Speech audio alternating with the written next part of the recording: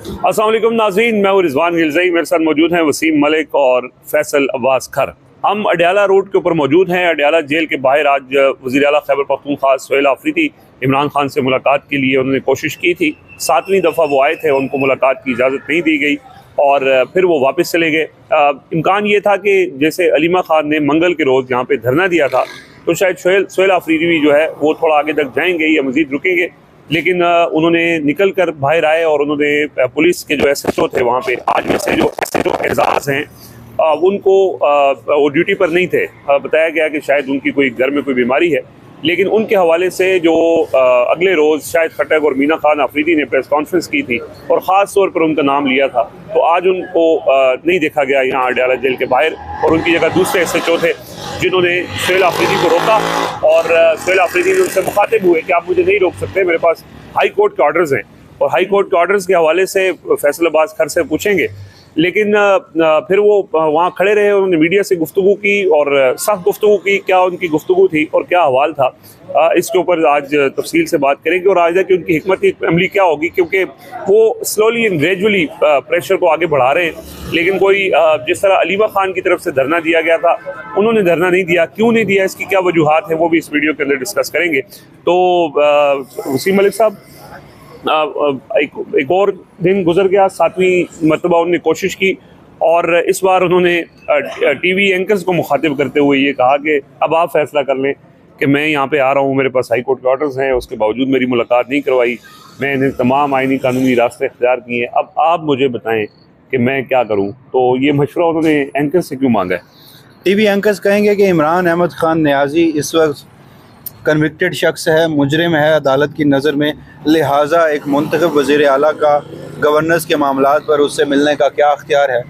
Television anchors माँ सिवाय चंद के, मैं तमाम का नाम नहीं ले रहा, वो justice Saqib Nisar supreme court का एक ऐसा फ़ैसला कोर्ट करते हैं जिसका सिरे से ही इतलाक़ इस मौजूदा केस पे नहीं होता।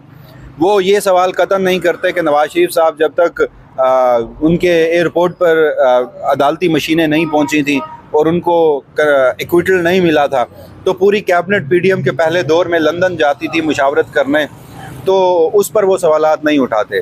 सुहेल आफरीदी साहब ने चलें ये तो ठीक कहा, क्योंकि शायद कुछ लोग अब ये सवाल करते कि जी सुहेल आफरीदी साहब अब मुलाकात नहीं कर पा रहे तो उनके पास क्या ऑप्शन है, क्योंकि मैं भी ये समझता हूँ कि देखिए हर गुजरते दिन के साथ वक्त उनके पास बड़ा कम रह रहा है ना, अवाम की तवक्कुआत के हवाले से। TV एंकर्स का यहाँ पर कोई मामला मैटर करता नहीं है, मेन स्ट्रीम मीडिया का जो हमारा अनफॉर्चुनेट है, मैं खुद उसका हिस्सा हूँ, लेकिन जो बात एडमिट करनी चाहिए वो हकीकत है कि अब लोगों का एतबार उससे जैसे उठ गया और लोग डिजिटल मीडिया और चंद सहाफ़ी लोग जिन्हें सुनते हैं, तो मीडिया एंकर्स का कोई किरदार नहीं, अवाम और सुहेल आफरीदी और इमरान खान मैटर करते हैं।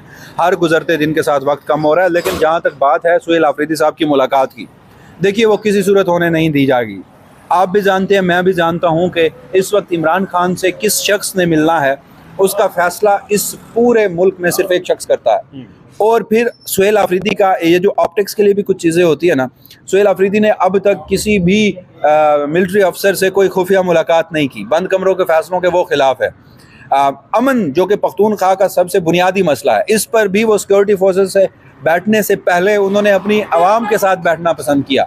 उन्होंने अपने मुंतखब नुमाइंदों को, पूरे पख्तूनख्वा के तमाम स्टेक होल्डर्स को असम्बली हाल में एक जिरगे के तौर पर इकट्ठा किया और तमाम फैसलों की तौसीक करवाई। तो यहाँ पर कुछ मामला तो होते हैं कि आपके वेस्टेड इंटरेस्ट होते हैं, आपके कुछ सियासी अज़ाइम होते हैं, आप उस वजह से मुलाकातें नहीं करने देते। इमरान खान की बहनों की मुलाकातें उन्हीं सियासी अज़ाइम की वजह से नहीं हो रहे, और वो अलीमा खान साहिबा खुद भी एक वजह बता चुकी है, मुझे नहीं पता उसमें किस हद तक सदाकत है, लेकिन एक वजह वो बताती हैं कि हमारी नवंबर में इमरान खान से मुलाकात क्यों नहीं होने दी जा रही। तो सुहेल आफरीदी साहब के साथ जो मामला है ना, वो पर्सनल है, वो अब अना का है, वो अब ज़ातियात का है। ये हमारे मुल्क में मामलात जो हैं, अवाम बहुत पीछे है, आइन बहुत पीछे है, रियासत बहुत पीछे है, अनाएँ बहुत ऊपर है।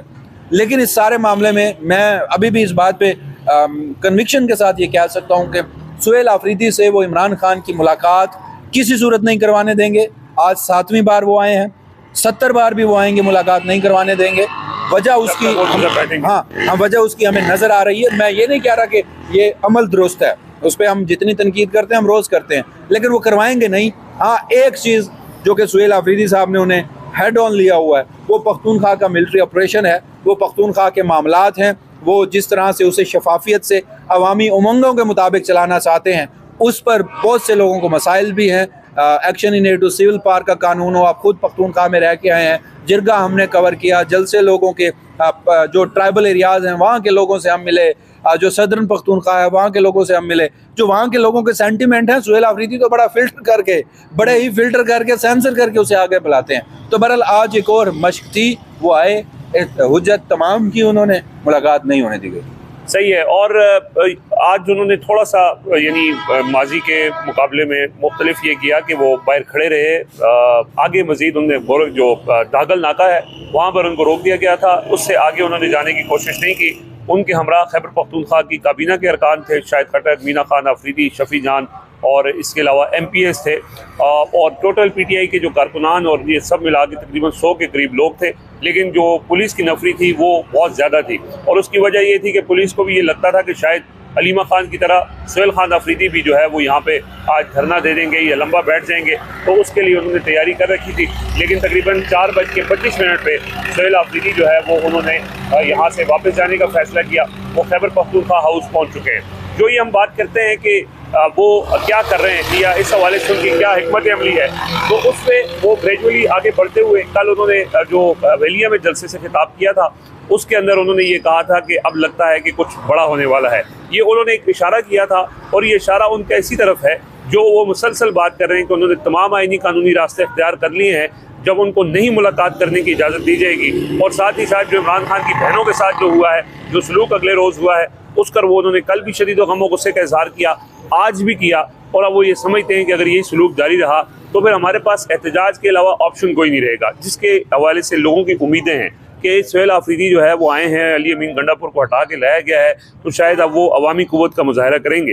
लेकिन उससे पहले वो अब आहिस्ता आहिस्ता उस प्रेशर को ज़बानी जो उनकी तकरीरें हैं उसके ज़रिए वो बढ़ा रहे हैं। अमली तौर पर जैसे वसीम मलिक ने कहा कि वो फाक के साथ किसी किस्म का भी तावन नहीं कर रहे, कोई बैक डोर फ्रंट डोर मुलाकातें भी नहीं कर रहे। तो अपना फैसल अब्बास खर साहब वो आईनी और कानूनी रास्ते इख्तियार करने की कोशिशें कर रहे हैं। 27वीं पहले तो 26वीं तरमीम के बाद अदलिया का वैसे ही किरदार ख़त्म हो चुका था। 27वीं के बाद तो बिल्कुल जो उम्मीद है कोई रमक बाकी थी कि शायद कोई जैसे पहले ये था कि इमरान खान की अलकादिर केस में ज़मानत नहीं लग रही, फिर ये था कि अब लगा देते हैं, फिर लगा के उसको डिले कर देते थे।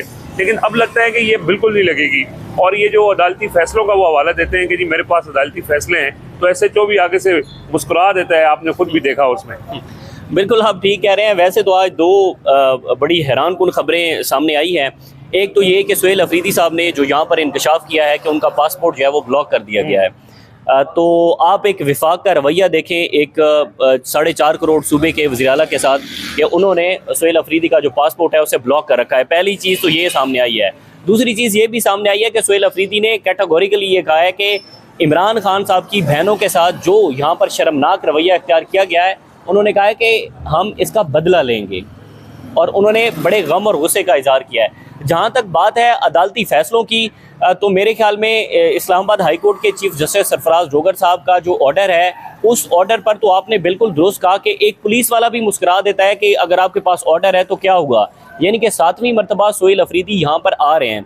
अब एक ऑर्डर आता है 24 मार्च को, जिसमें हाई कोर्ट के 3 जजेस कहते हैं कि भाई एक मैकेनिज़्म तय कर देते हैं कि मंगल के रोज़ और जुमेरात के रोज़ 2 दिन मुलाकातों के हैं, और 2 दिन में जो 5 नाम दिए जाएंगे उनकी मुलाकात होगी। जब 24 मार्च से अक्टूबर तक कोई मुलाकात नहीं होती अकॉर्डिंग टू दी ऑर्डर्स, और जो लिस्ट के अंदर नाम दिया जाता है मैकेनिज़्म के तहत मुलाकात नहीं होती, तो फिर तौहीन अदालत की दरख्वास्तें दायर होती हैं। और हैरान कुन तौर पर वो चलें बता देते हैं कि जस्टिस सरफराज जोगर साहब जब आए हाई कोर्ट के अंदर, तो उन्होंने रिपोर्टर्स को बुलवाया और वहाँ पर रिपोर्टर्स के साथ एक मुलाकात की। मुलाकात के अंदर यहाँ पर एक सवाल किया गया हमारी तरफ से कि सर जजेस के ऑर्डर्स नहीं माने जाते, और जजेस फिर ख़त जजेस को लिखना पड़ता है, उसमें एग्जीक्यूटिव जो है वो मुदाखलत करती है, फिर जजेस लिखते हैं। उन्होंने कहा कि जजेस के पास इतनी पावर है कि जजेस को ठोक देना चाहिए। ये सरफराज जोगर साहब ने कहा था कि जजेस के पास इतनी पावर है कि जजेस ठोक सकते हैं। तो मेरे ख्याल में हाई कोर्ट 3 मरतबा ऑर्डर कर चुकी है, और जनाब के फैसले की 3 मरतबा तौहीन हो रही है, लेकिन जनाब ठोक नहीं रहे, उसके ऊपर खामोश बैठे हैं। उन्होंने किसका नाम लिया था कि जजेस ठोक सकते हैं? ठोक तो वो रहे हैं। इंसानी हकूक़ को ठोक चुके हैं, बिल्कुल ठोक रहे हैं, अदलिया की आज़ादी को ठोक चुके हैं, अवाम पाकिस्तान को ठोक चुके हैं। तो वो तो वही कर रहे हैं जो सरफराज डोगर साहब को ठोकना आता है, और वो जिनके नुमाइंदे हैं उन्हें भी सिर्फ ठोकना ही आता है। नहीं, उन्होंने कहा था कि जो एग्जेक्टिव मेंशन करती है ना, तो एग्जेक्टिव को ठोक दें, लेकिन सरफराज डोगर साहब किसी और तर्ज के अंदर अवाम पाकिस्तान को उल्टा ठोक रहे हैं। हालांकि ठोकना वहां पर चाहिए था जहां पर ठोकना बनता था। तो बहरहाल उन्होंने कहा था कि जी हम ऐसा करें जजेस, लेकिन खामोश हैं। अब ये जो 23 अक्टूबर को मामला हुआ, जब सोहेल अफरीदी साहब हाई कोर्ट के अंदर आए थे और बाकायदा तौर पर वहाँ पर हेयरिंग भी हुई थी, तो उस दिन कमरे अदालत के अंदर जो ये अंजुम गफूर साहब हैं, सुपरिटेंडेंट अडयाला जेल है, रोस्टम पर खड़े होकर सरफराज डोगर साहब ने उनको कहा कि आप इधर ही 5 नाम लिख के मेरे सामने दें। सलमान अकरम राजा साहब ने 5 नाम लिखे और उनको दे दिए। उन्होंने कहा सर ये 5 नाम है। उन्होंने कहा अभी जाएं और इनकी मुलाकात करवाएं।